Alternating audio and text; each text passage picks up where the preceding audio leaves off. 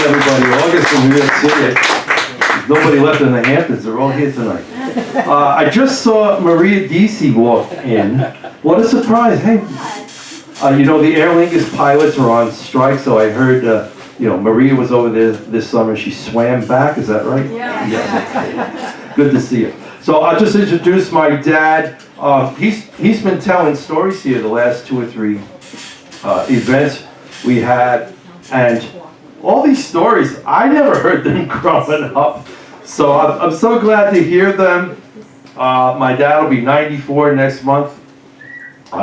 We share a birthday in the month of September, and he talks about these war things. The only thing I remember about my dad growing up, he worked 3 jobs. He would come home, sleep on the couch for half an hour, go back out to the next job, come home, back to the next job. So I'm so glad that,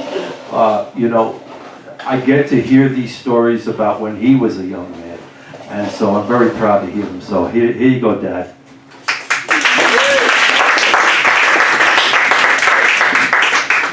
Thanks a lot, Al. I'll just pull the fast one on you people. I'm his oldest son. It's nice to be back again, meet you folks, talking about my experiences in the service. I joined in 1950, like I mentioned many times before, and I stayed until 1956 in the Marine Corps regulars and the reserves. Served my time in Korea and served time down in the Caribbean, and finished up my tour duty in the Brooklyn Navy Yard. But I'd like to get started in thanking the guys here that have me back, because I love to talk, and I can bullshit with the rest of you guys. And maybe you don't know what I'm talking about, but I just like to talk. So my first thing here, I want to make tonight my special thanks to the proud nation of South Korea that gave me a lot of tours in Korea. Since I've been out of the service, I've been back there 5 or 6 times on their dime, seeing the country, and they love to show you their improvements. Every year is something different. There's no grass in Korea. They don't play golf no more. They come here. But it's all condominiums. It's unbelievable, beautiful. I also had the right to take my wife over one time, and she loved it. She expected to see a bunch of Chinese restaurants and all that sort of stuff. It was strictly different. It's such a modern city. It makes New York look like a trash bin. There's not a bit of trash, cigarette butts, you name it. It's a clean country. And if you get caught doing it, they have these secret agents all over the place. You get a ticket and God knows what.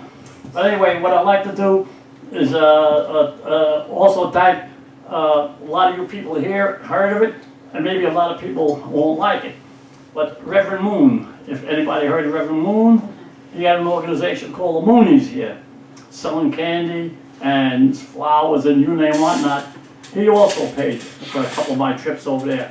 So I got to know some people in that organization, and I was asked to ask anybody if they're here, if there's any Korean veterans in here, or anybody in this room that served on the DMZ since the war is over, you're entitled to a free trip back there on their expense.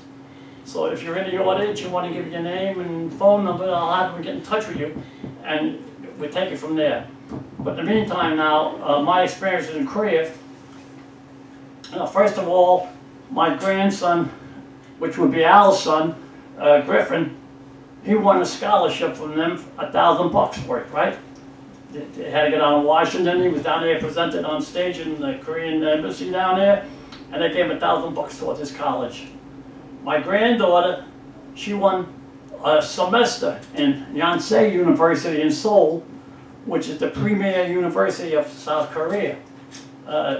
She put in for a contest, and I gave her the instructions of what to write. Don't write that you know they got cars, they got refrigerators, they got TV sets. They know they got that, so don't write about that. Write them about their history from 1910 to 1945 during the Japanese occupation. She wrote that, and she won. She won a year, a semester worth of college over there, which is probably worth a lot of bucks, because only the rich families in Korea can afford this college. So she went there and she got a diploma out of there, so she's doing very well in the business that she's in now. And then me and my wife went there, we toured the country, it took us everywhere. Mostly to military cemeteries, to military museums, opera houses, and anywhere they had entertainment to show us. All on there. We ate in the best restaurants going. And it was all American food, as they called it, Western food. You get Western food over there. It was all good. And then they took us on bus trips throughout the country. I went from the DMZ, 38 parallel, right down to Busan, the bottom of the country. And we got in there. And one of my experiences was in the DMZ. They take you into the building where they signed the peace treaty at that time.